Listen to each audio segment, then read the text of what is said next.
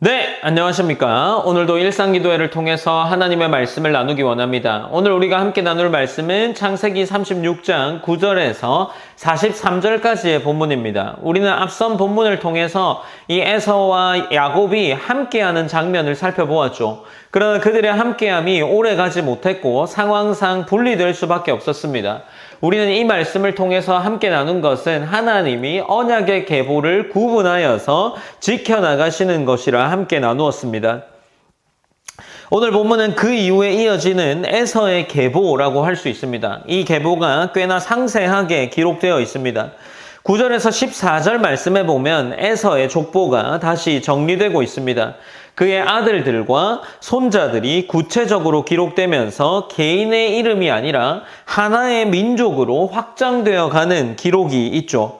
특히 각 아내를 통해 태어난 자손들이 구분되어서 나오는 것은 이 가정 역시 복잡한 구조 속에서 확장되고 있음을 보여주고 있습니다. 그리고 15절로 19절 말씀에 보면 에서의 자손들 가운데 족장들이 등장을 하죠. 그러니까 지금 이 족장들이 등장하는 것은 단순히 족보가 아니라 이미 일정한 사회적인 구조가 그들 가운데 생겨났다는 거죠. 권력이 생겨났음을 알 수 있습니다. 에서는 언약의 중심 인물은 아니지만 그의 후손 역시 꽤나 강한 공동체로 세워져 나가고 있었던 겁니다. 그리고 20절로 30절 말씀해 보면 세일산에 원래 살고 있었던 호리 족속의 계보가 기록됩니다. 이 부분은 다른 민족을 소개한다라기보다 에서의 자손들이 그 땅과 어떻게 연결되고 정착하게 되었는지를 보여주는 그러한 내용이라 할 수 있죠. 에서는 빈 땅에 들어간 것이 아니라 이미 존재하던 지역 속에서 자리를 잡고 확장해 나가고 있는 겁니다. 그리고 31에서 39절 말씀에 보면 에돔 땅을 다스린 왕들의 명단이 기록되어 있죠. 여기서 중요한 표현이 한 가지 등장하는데 이 표현은 이스라엘 자손을 다스리는 왕이 있기 전에라는 표현입니다. 이는 꽤나 의미가 있는 이러한 표현이라 할 수 있는데 아직 이스라엘은 왕이 세워지지 않았습니다. 에돔은 이미 왕을 세웠고 왕을 중심으로 한 정치 구조가 그들 가운데 그들의 사회 구조가 되었다라는 거죠. 인간적인 기준에서 보면 그 에돔 문명은 문화가 생기고 그들 나름의 정치 구조와 사회, 권력이 형성되고 있었음을 보여주고 있는 거죠. 체계가 갖춰지고 있었습니다. 그리고 40절에서 43절 말씀에 보면 다시 한번 족장들의 이름이 정리되면서 본문이 마무리됩니다. 이름들이 반복된 것처럼 기록하고 있지만 한 민족이 자리 잡고 체계를 갖추어서 가는 과정을 보여주는 장면이 오늘 기록이라 할 수 있는 거죠. 그러니 오늘 기록을 볼 때 우리는 또한 메시지를 얻을 수 있습니다. 에서는 하나님의 약속하신 언약의 중심 계보에 속하진 않았지만 하나님이 그에게 복을 허락하셔서 확장되고 번성하는 모습이 기록됩니다. 자손이 많아지고 그리고 족장이 세워지고 왕이 등장하면서 한 민족, 한 나라 혹은 왕이 있는 정치 제도를 가진 사회 공동체가 되는 거죠.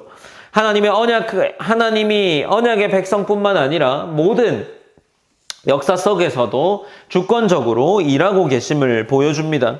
그러나 우리가 이 본문을 볼 때 동시에 생각해 볼 것은 이스라엘과 굉장한 대비를 보여주고 있는 거죠. 앞서 중요한 표현이라고 했던 이스라엘에는 아직 왕이 있기 전이라고 기록하고 있다 했습니다. 에돔은 빠르게 성장하고 눈에 보이는 체계를 갖추어 가지만 이스라엘은 아직 그 과정을 지나지 않은 상태입니다. 하나님의 언약은 여전히 이스라엘 가운데 있음에도 불구하고 이렇게 빠른 발전을 하고 있지 못하다라는 거죠. 눈에 보이는 번성은 하나님의 약속과 항상 같은 방향으로 움직이지 않는다는 것을 보여주기도 합니다. 그러니 지금 이 본문은 우리에게 중요한 시선을 제공하죠. 우리는 종종 하나님이 약속하셨기에 혹은 하나님이 나에게 큰 확신을 주셨기 때문에 결과와 속도가 빠르게 올 것이다라고 판단하지만 하나님은 그와 다른 기준으로 일하고 있음을 보여주기도 하는 본문입니다. 하나님의 약속은 때때로 느리게 보이지만 분명하게 이루어지고 있음을 우리에게 믿어야 한다는 것을 오늘 본문이 보여주고 있습니다. 그렇게 우리가 오늘 본문을 들으면서 함께 기도했으면 하는 것은 우리 신앙 속에서 눈에 보이는 결과와 속도에 너무 집착하지 않았으면 합니다. 그저 하나님이 우리에게 주신 약속을 신뢰하고 살아가는 믿음이 우리 안에 있기를 기도했으면 좋겠습니다. 그리고 두 번째로는 하나님이 우리에게 주시는 방향, 그 방향을 바라볼 때 조급함이 아니라 우리 안에 신뢰, 하나님을 향한 신뢰가 있기를 기도했으면 좋겠습니다. 이렇게 제가 기도함으로 오늘 일상기도회도 마무리하겠습니다. 사랑의 하나님 감사합니다. 하나님 우리가 오늘도 일상기도회를 통해서 하나님의 말씀을 듣고 나눕니다. 하나님 우리에게 이 말씀이 보여주는 것처럼 하나님의 약속이 주어졌을 때 그것이 정확한 방향일지라도 속도가 따라오지 않을 수 있다라는 메시지를 주셨습니다. 하나님 우리 가운데 하나님이 개인적으로 주신 약속들이 있을 줄 압니다. 하나님 그것들이 더디 이루어지더라도